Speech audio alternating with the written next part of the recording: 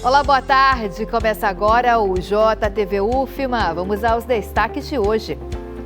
Receita Federal libera consulta à restituição do imposto de renda. Maranhão é um dos estados com mais localidades quilombolas, apontam os dados do IBGE. Pesquisadores da UFMA investigam povos indígenas na Baixada Maranhense. Os lençóis maranhenses concorrem ao título de Patrimônio Natural da Unesco. Veja as opções de lazer na cidade, que exploram curiosidades sobre o universo. E saiba como lidar com as dificuldades de aprendizagem. Essa é a nossa temática do quadro Quem Entende do Assunto. Nosso telejornal está no ar.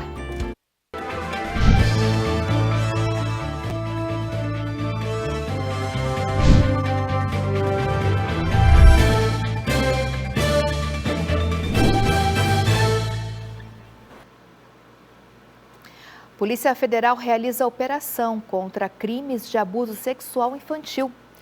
Plano de ataque à viatura da PM é desarticulado no Maranhão. Então vamos ver esses e outros destaques agora no Giro de Notícias. A Polícia Federal prendeu na manhã de hoje um suspeito de vender e compartilhar arquivos de abuso sexual infantil em um bairro de São Luís. As investigações vão continuar com o exame e análise dos objetos apreendidos para obter provas para identificar outras possíveis ações criminosas relacionadas ao abuso sexual de crianças e adolescentes.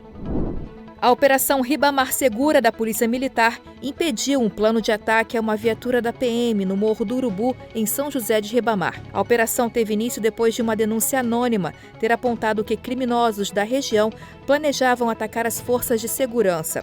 A PM apreendeu uma submetralhadora artesanal com 12 munições, um revólver, 2 celulares e quantidades de drogas. Na ocasião, uma mulher suspeita de envolvimento no crime foi levada à Delegacia Especial de São José de Ribamar. 2 criminosos assaltaram uma casa lotérica nesta terça-feira, no município de Boa Vista do Maranhão, a 246 quilômetros de São Luís.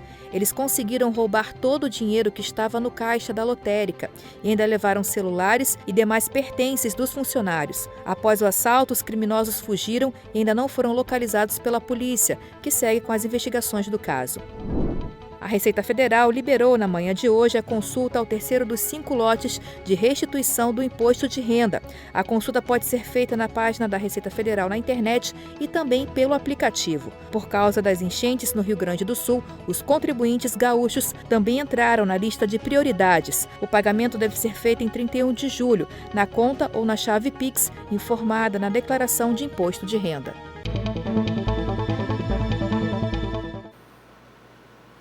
Olha, a última pesquisa do IBGE apontou que o Maranhão é um dos estados com mais localidades quilombolas do país.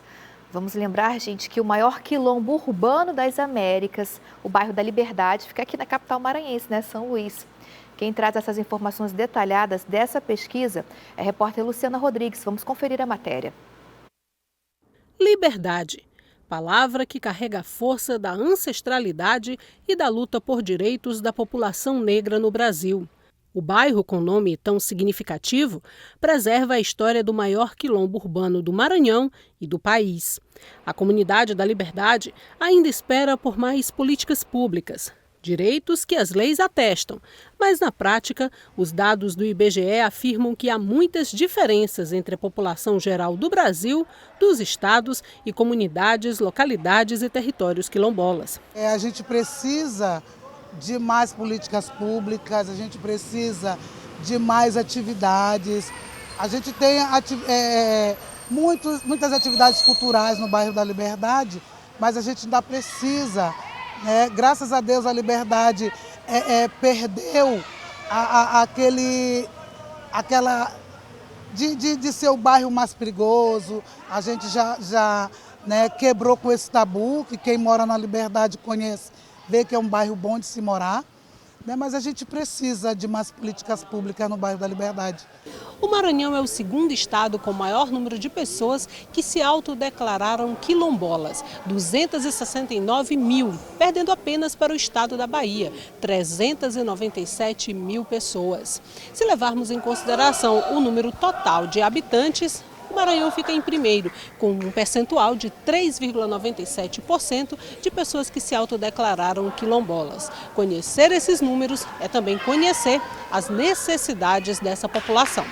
O último censo demográfico realizado pelo IBGE em 2022, pela primeira vez, fez o levantamento do número de quilombolas no Brasil. Dentre as populações tradicionais do país, o IBGE já vinha trabalhando com a população indígena e desta feita começou a trabalhar com a população quilombola. Era para ter sido feito em 2010, mas não foi possível, mas agora em 2022 o IBGE fez um recorte especial, um trabalho especial voltado para a população quilombola. Era uma demanda, inclusive, da sociedade civil. O levantamento também registrou a existência de 8.441 localidades quilombolas no território brasileiro. A região Nordeste tem o maior quantitativo, com mais de 5.000 localidades, representando 63% dos registros. O Maranhão é o estado com maior número de locais denominados quilombolas. São Luís tem mais de 2.000 localidades, quase 24% do total. De fato, há uma preservação de tradições a ser comemorada, mas há também muitas diferenças sociais entre a população em geral e os autodeclarados quilombolas. No Brasil, a taxa de analfabetismo da população em geral, com 15 anos ou mais, é de 15%. Já nas populações quilombolas, é de 22%. Em relação a questões ligadas ao saneamento básico do país, 76% dos domicílios são ligados à rede de abastecimento de água. Se levarmos em consideração as residências com pelo menos uma pessoa autodeclarada quilombola, cai para 58%. Retrato de uma desigualdade histórica percebida diariamente pelos moradores de quilombos, territórios, comunidades e localidades quilombolas. Agora essa realidade passa a ser apresentada em números e exige urgência na diminuição das diferenças. Com certeza, né? Preciso também preservar esses territórios, diminuir as diferenças e aumentar as políticas públicas para esses locais, né? Além da população quilombola, o Maranhão também tem presença marcante dos povos indígenas. Aqui na UFMA, um grupo de pesquisadores se dedica a estudar as estearias, que são sítios arqueológicos dos povos indígenas da Baixada Maranhense. Vamos saber mais agora no quadro Em Dia com a Ciência.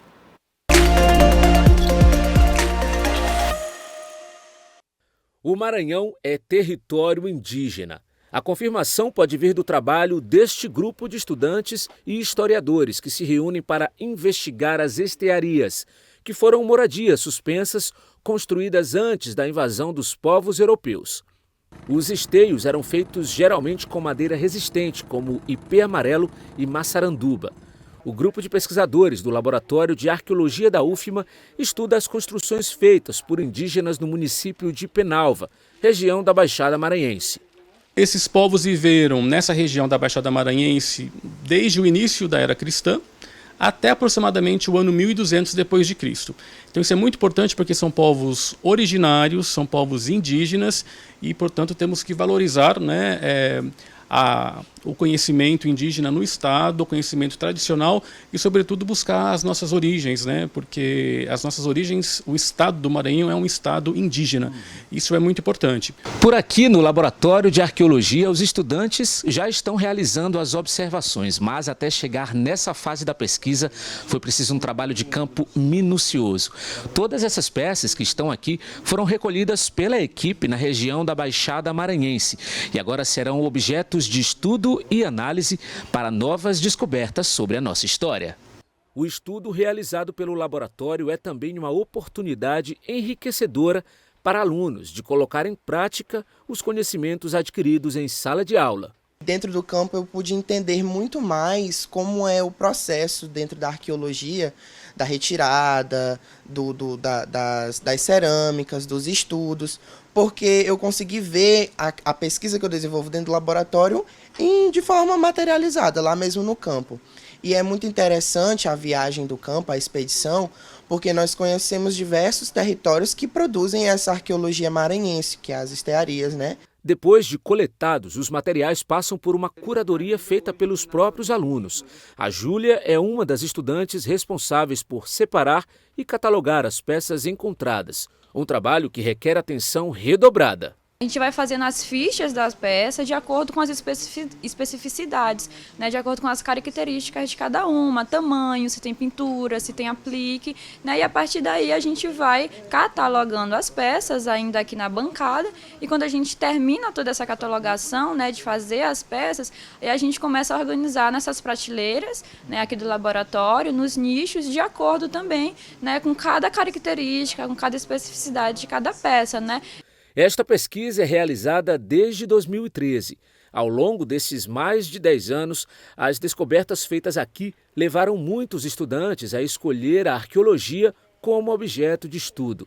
O Guilherme, por exemplo, já planeja fazer o mestrado, tendo como base os resultados obtidos por aqui. Isso está resultando no meu trabalho de monografia, no meu trabalho de conclusão de curso, e também vai resultar possivelmente futuramente no meu projeto de mestrado, que eu vou dar continuidade, vou levar.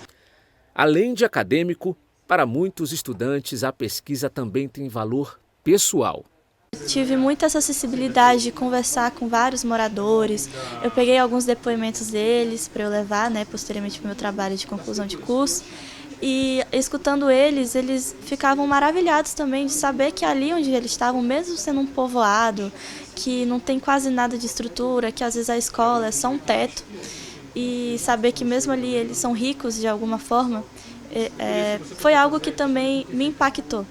Descobrir e conhecer as raízes dos povos que viviam por esses territórios séculos atrás é importante para entender melhor sobre a própria ancestralidade.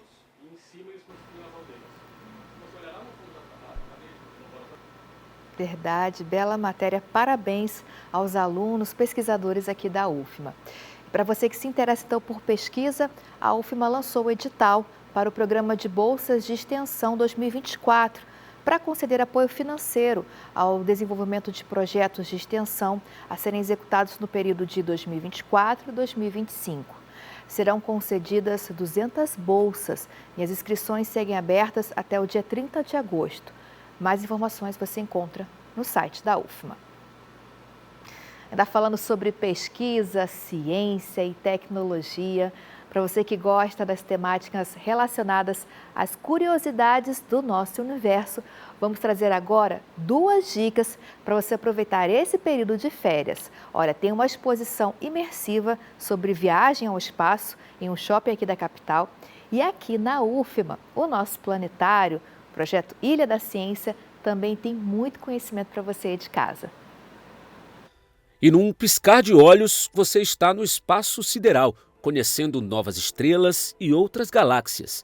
É essa a viagem que está reservada aos amantes da astronomia que vierem prestigiar esta exposição que acontece num shopping center em São Luís. É um complexo de mais de 1.500 metros quadrados dedicados a contar a história e as particularidades desse infinito cósmico que chamamos de universo. As projeções em 360 ajudam o espectador a mergulhar ainda mais na proposta da exposição. A mostra também dispõe de instalações interativas, onde os participantes podem explorar os sons do espaço, as descobertas e conquistas do telescópio James Webb, os buracos negros e passear pelos planetas do Sistema Solar. Um dos espaços mais legais dessa exposição é esse aqui, que simula um buraco negro, um dos fenômenos astronômicos mais interessantes. E segundo a astronomia, os buracos negros são uma espécie de abismo cósmico, onde a força da gravidade é tão intensa que acaba puxando todos os corpos que estão perto para dentro dele. Nesse caso aqui, nem mesmo o meu cinegrafista escapou. E essa família também não escapou. Os 3, pai, mãe e filha, apaixonados por astronomia.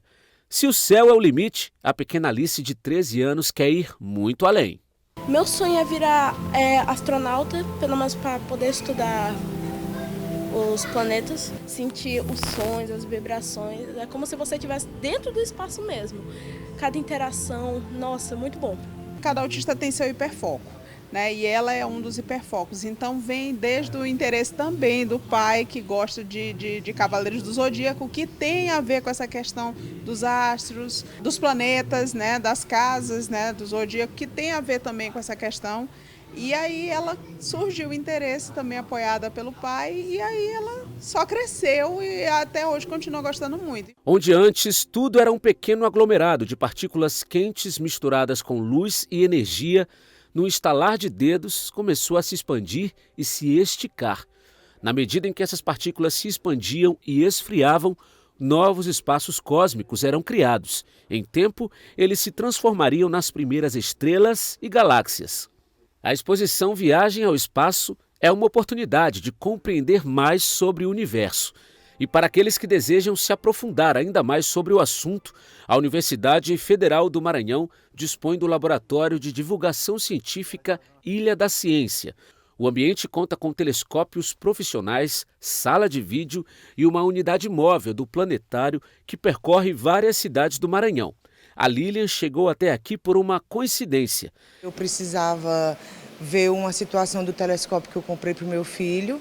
Ele não estava funcionando. Quando eu cheguei aqui, eu ganhei esse presente de ser recebida pelo professor Oliveira, de nós termos uma visita guiada por esse professor estudioso aqui da UFMA, do Planetário, e é um presente mesmo. O laboratório funciona desde 2021 e serve de estímulo aos jovens, além de divulgar o saber científico para toda a sociedade. O grande objetivo do Espaço da Ciência e do Firmamento, do jeito que está construído, é tornar a ciência um bem popular. Isso aqui é um espaço da ciência. Aqui é um museu de ciência, mas é um museu da ciência para todos os maranhenses. Os maranhenses têm que tomar consciência que esse espaço é deles. O local é aberto ao público em geral, para a visitação de famílias e também de escolas. Para realizar o agendamento da visita, basta entrar nas redes sociais do Planetário, realizar o cadastro e se aventurar pelas descobertas sobre o universo. Eu amei, muito legal a experiência. É muito importante saber sobre isso, porque também pode ser astronauta no futuro ou alguma outra coisa. Que legal, o Planetário da UFMA é bem completo, vale a pena você conferir, fica aqui no campus da UFMA, no Bacanga, tem também Instagram, agende a sua visita, que vai ser muito bem recepcionado pelos nossos professores aqui. Então, ótimas opções para você aproveitar aí o resto das férias. Vamos para o intervalo e na volta vamos trazer detalhes, sobre como você pode lidar com as dificuldades de aprendizagem. É a temática do nosso quadro Quem Entende do Assunto. A gente vai falar também que os Lençóis Maranhenses concorrem ao um título de patrimônio da Unesco. Vamos para o intervalo e voltamos já já.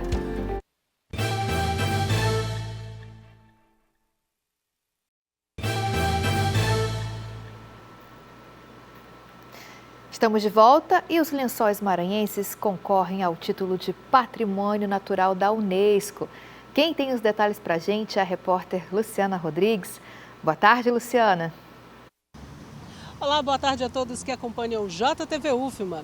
Patrimônio Natural da Humanidade. Esse é o título que pode ser dado ao Parque dos Lençóis Maranhenses. O selo é concedido pela Unesco como forma de reconhecimento das belezas naturais e também um incentivo à preservação ambiental. A candidatura do Parque dos Lençóis Maranhenses será analisada no próximo dia 29 em Nova Delhi, na Índia. Diversas pessoas anônimas e também muitos famosos já descobriram a beleza desse local. O parque já recebeu a visita de Camila Pitanga, Cláudia Raia, Sharon Menezes e diversas celebridades. Para quem ainda não conhece, vale muito a pena conhecer. O selo de Patrimônio Natural da Humanidade já foi concedido, por exemplo, ao Parque da Chapada dos Veadeiros e também ao Pantanal. Falta agora o título para os Lençóis Maranhenses. E se você ainda não conheceu, vale a pena se programar e conhecer essa grande beleza natural. Eu volto com você no estúdio. Obrigada, Luciana. Estamos todos aqui na torcida. Olha, gente, julho é mês de férias, A garotada está longe das escolas, mas uma temática sobre educação sempre preocupa os pais. É como lidar com as dificuldades de aprendizagem. Hoje, no quadro Quem Entende do Assunto, a mestra em educação Janaína Batista aborda essa temática com a gente.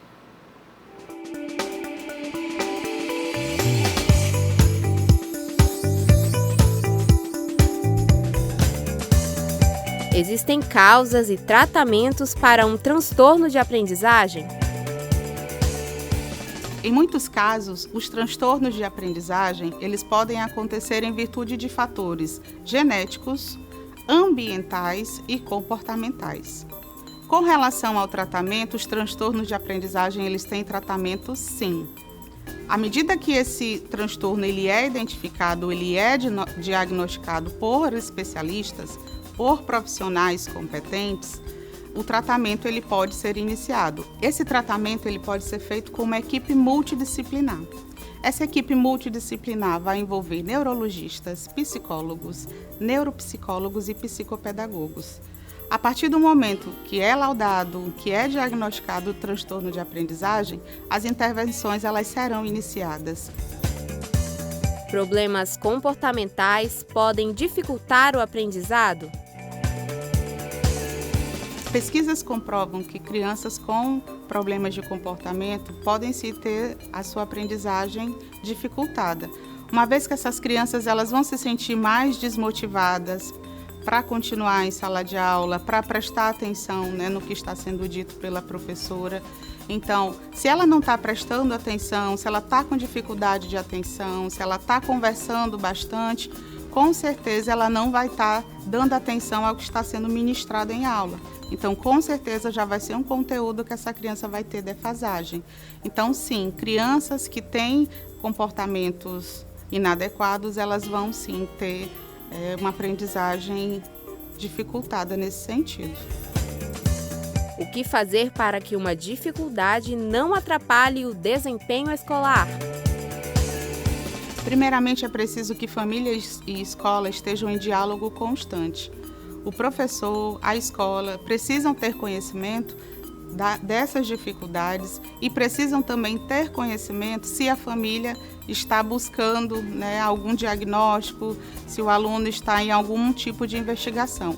Essas informações elas são importantes para o ambiente escolar, porque dessa forma o professor ele vai ter a oportunidade de fazer um novo planejamento, de adequar algumas situações, de adequar novas metodologias, trazer novos instrumentos para que essa aprendizagem ela de fato aconteça. E em sala de aula é importante que as distrações sejam minimizadas, é importante também que novos instrumentos, novas práticas sejam apresentadas para que essa informação de fato seja captada, seja assimilada pelo aluno. É importante que os pais estejam acompanhando todo esse processo, que deem esse retorno para a escola, que mostrem o que está dando certo, o que não está. É importante sim que família e escola, nesse sentido, estejam juntas para que, caso haja um diagnóstico, a escola se prepare e se organize para fazer as devidas adaptações. Obrigada, Janaína. Então ficam as dicas. E o nosso telejornal então termina por aqui, mas você de casa pode rever nossas reportagens e entrevistas no YouTube e no Instagram da TV UFMA. Uma ótima quarta-feira para você.